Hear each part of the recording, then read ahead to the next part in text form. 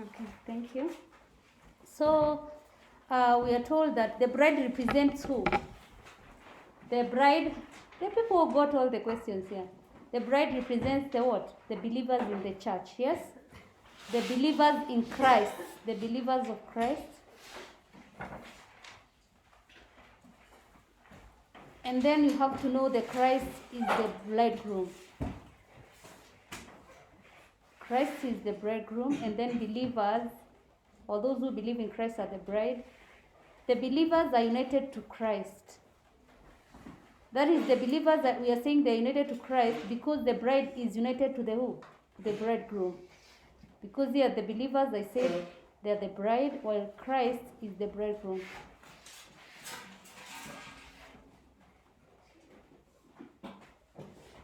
Then the church is to be committed to Christ, just as the bride is committed to the bridegroom.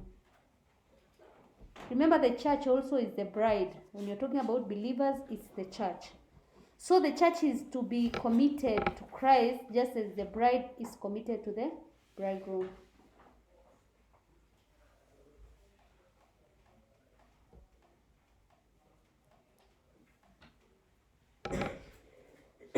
We're usually told that the bride should be what? Should be pure. So, what you're saying here in point number 4, you write that Christians as the bride of God should be pure.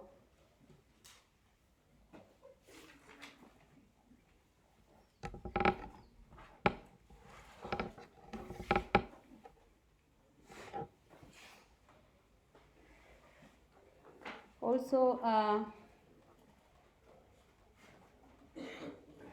Christ's relationship with the church is perfect. Christ's relationship with the church is perfect.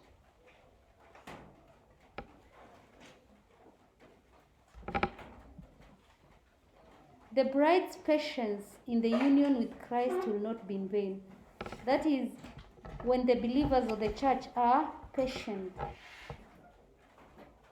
to unite with Christ, that is during the end of the time, is that will not be in vain. That's why we're told the bride patience in union with Christ, or the bride's patience in union with the bridegroom, will not be in vain. The bride should dress ready for the bridegroom.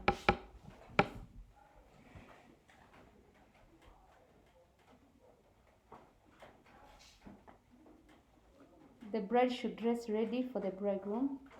Committed Christians will be taken to a new home, which is heaven, just as the bride is taken to a new home by the husband. So that's why we're taking Christians will be taken to heaven, which is their new home, just as the bride is taken to her new home by the husband.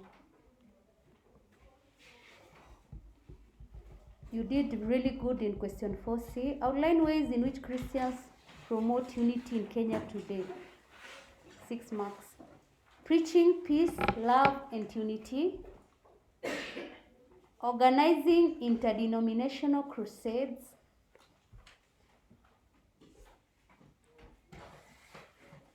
Admitting children from different faiths in the school.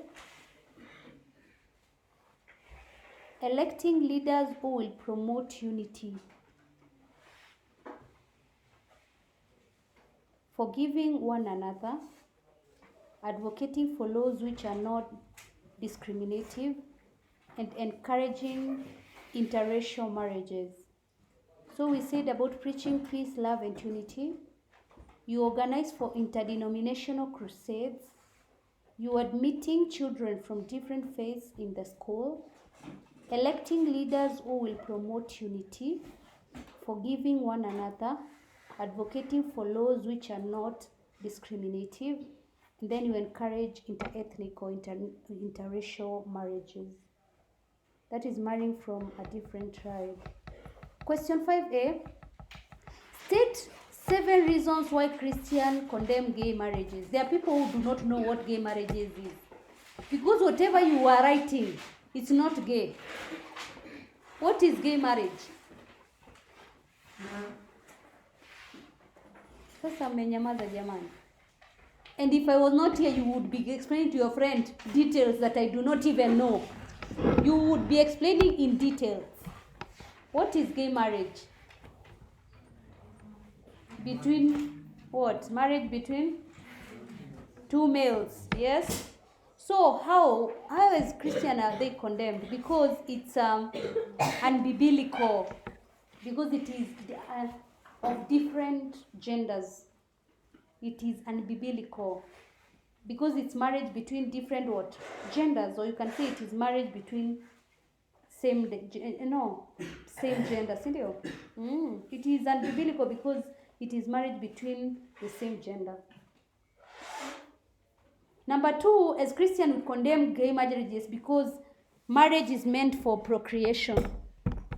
And if you're gay, you cannot procreate. Have you seen gays procreate? They can't. How can they?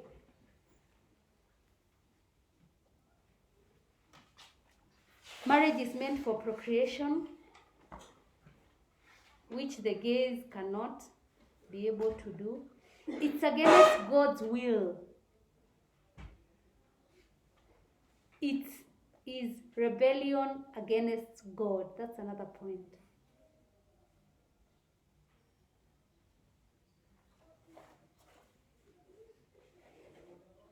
It defiles one's body, which is the temple of the Holy Spirit.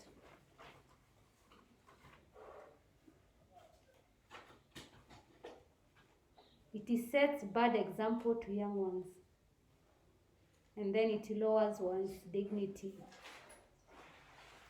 So it lowers one's dignity. It sets a bad example to young ones. It defiles one's body, which is the temple of the Holy Spirit. It is a rebellion against God. It is against God's will. Also because marriage is for procreation and gazing cannot raise up from, cannot procreate, and it is unbiblical. Question 5b, explain biblical teaching on celibacy as an alternative of marriage. You did not also understand the word celibacy, which we talked about in Form 4 work. So, celibacy is whereby one may decide to stay unmarried for the sake of serving who? God.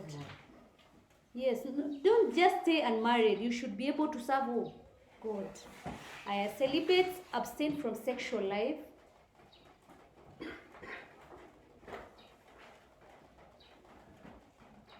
Celibates abstain from sexual life. Celibates are found in Catholic, and Orthodox churches. You can say Coptic, Catholic, and Orthodox churches.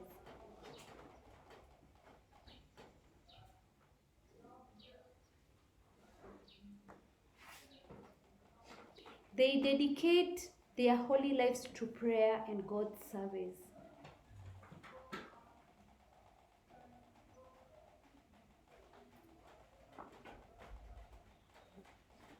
They dedicate their holy lives in prayer and God's service.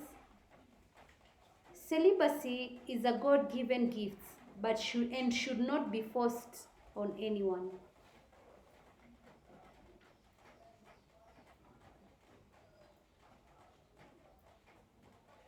It is a God-given gift. It should not be forced on anyone. People remain celibate to copy the example of Jesus and concentrate on spreading the gospel.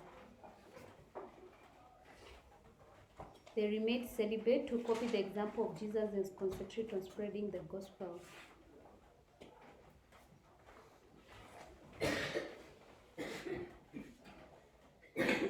Question